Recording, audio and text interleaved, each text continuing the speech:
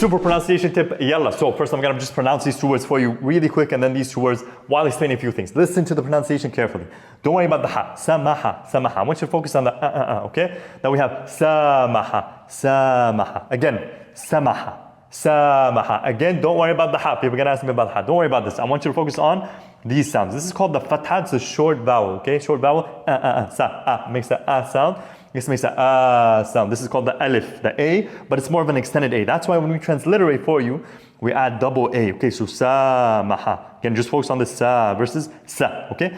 Another example, we have jamal and we have jamal. Okay, notice here I have the double A, jamal. Why this is super, super important, guys, and it's an easy win for you. It's not a difficult thing to pronounce, right? It's just and identifying where you have these sounds. Jamal means camel. Jamal means beauty. Okay? If you pronounce this without the it will sound like Jamal, which means camel, which defeats the whole purpose of you using the word beauty in the first place. Tamam? Fa Jamal, Jamal, you're welcome. See you in the next video. If you like this video, make sure to check out the free mini course in the bio or description. See you there.